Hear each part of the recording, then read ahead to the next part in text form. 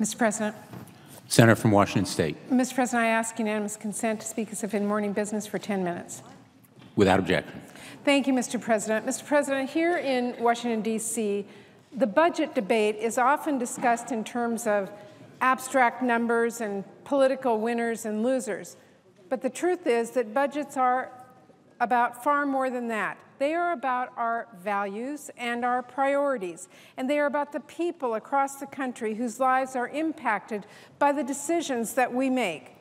Today, the Senate Budget Committee discussed one approach to tackling our budget challenges, an approach that, while getting our debt and deficits under control, will also create jobs and build a foundation for prosperity from the middle out.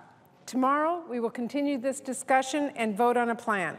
Then we will move this debate here to the Senate floor and then hopefully work towards a balanced and bipartisan agreement with the House of Representatives while the American people have a chance to weigh in. Mr. President, I believe our budget must meet not just one, but many pressing challenges of our time. We've come a long way since early 2009, when President Obama entered office facing massive deficits and an economy that was shedding hundreds of thousands of jobs per month. Now, we've made progress towards getting our debt and deficits under control, and we've added back jobs, but the recovery isn't as strong or as fast as it needs to be. Millions of workers continue struggling to get back to work. And we still have some very serious challenges when it comes to our medium and long-term deficit and debt challenges. In the coming weeks and months, we will be asked to make tough choices as we work to tackle these challenges responsibly. This process is not going to be easy. There's a serious difference of opinion about what our government should be doing to keep our economy and our national finances moving in the right direction. One approach is to follow a path back to the economic policies of the last administration. This is the path to more tax cuts for the rich, but less opportunity for the middle class to get ahead. It is a path not to prosperity, which can only truly be built from the middle out, but to the deterioration of our national infrastructure and the decline of our schools and the dismantling of the Medicare promise we've made to our seniors. This approach, in fact, was on the ballot last November. Voters around the country rejected it. Instead, they want an approach that puts the middle class first, that returns our nation to the fiscal and economic policies that have worked for this country before by focusing on jobs in the economy, cutting spending responsibly, and calling on the wealthiest Americans to pay their fair share. The Senate budget, Mr. President, which we put out today, reflects the pro-growth, pro-middle-class agenda that the American people went to the polls and supported in November. Our budget is really built on three principles. Number one, we need to protect our fragile economic recovery, create jobs, and invest in long-term growth. Number two, we need to tackle our deficit and debt fairly and responsibly. And number three, we need to keep the promises we've made to our nation's seniors and families and our communities. We believe that with an unemployment rate that remains stubbornly high and a middle class that has seen their wages stagnate for far too long, we simply cannot afford any threats to our fragile recovery. That's why this budget uses equal amounts of responsible spending cuts and new revenue from the wealthiest Americans to fully replace the cuts from sequestration. Cuts that, by the way, threaten hundreds of thousands of jobs this year and cuts that endanger economic growth for years to come. And cuts that are being felt in states like mine, where military families are losing services, local housing officials are being forced to cut housing vouchers for the homeless, and furloughs are being handed out to those who are cleaning up nuclear waste that threaten our environment.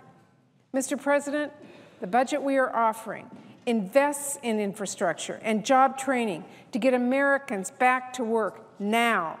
It prioritizes education as well as research and development so that our workforce of today and tomorrow has the skills to compete in the 21st century global economy. Our budget puts jobs and the economy first and foremost. But it also builds on the work we've done over the last 2 years to tackle our deficit and debt responsibly.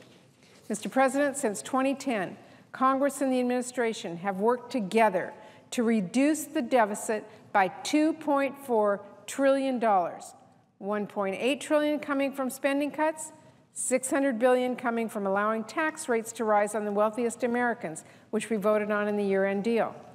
Now the Senate budget takes us the rest of the way to that $4 trillion goal and beyond. It builds on the $2.4 trillion in deficit reduction already done, with an additional $1.85 trillion in new deficit reduction, for a total of $4.25 trillion in deficit reduction since the Simpson-Bowles report. Our budget reduces the deficit to below 3% of GDP by 2015 and keeps it well below that level for the rest of the 10-year window in a responsible way. And it pushes our debt as a percentage of the economy down, moving in the right direction. Our budget tackles the deficit the way the American people have consistently said they want it done, with an equal mix of responsible spending cuts made across the federal budget and new revenue raised by closing loopholes and cutting wasteful breaks that primarily benefit the rich. This budget cuts spending responsibly by $975 billion, finding savings across the budget, including health and defense. And it matches those responsible spending cuts with $975 billion in new revenue, which is raised by closing loopholes and cutting unfair spending in the tax code for those who need it the least, while locking in tax cuts for the middle class and low-income working families and protecting them from having to pay a penny more. Now, since we have so far been unable to get a deal because Republicans reject using new revenue from the wealthiest to help us reduce the deficit, I want to emphasize that there is bipartisan support for deficit reduction through making the tax code more fair and efficient. You know, during the recent fiscal cliff negotiations, Speaker Boehner proposed that we reduce the deficit by $800 billion by closing what he called special interest loopholes and deductions. This budget takes him up on that. In addition to investing in jobs and economic growth and tackling our deficit and debt responsibly, this budget also keeps the promises that we have made to our seniors, our families, our veterans, and our communities. And we strongly reject the calls to dismantle Medicare by voucherizing it, because this critical program that seniors and families support, paid into, and depend on should be protected. Mr. President, this budget takes a responsible, fair approach. It's the one endorsed by bipartisan groups and experts, and it is the one supported by the vast majority of the American people. Now, the House of Representatives is also working on their budget resolution today, and I know there are going to be serious differences between the visions and values and priorities within the budget that will emerge from our chamber and theirs. But the American people are going to have an opportunity now to examine these budgets side by side. They are going to be able to decide which approach is best for our economy, best for our jobs, and best for the middle class. They will let us know whether they want to go back down the path of the trickle-down policies that decimated the middle class and threw our economy into a tailspin, or if they would prefer the approach we've seen work before, to tackle our deficit responsibly, to reinvest in the middle class, to build a strong foundation for growth, and to restore the promise of American opportunity.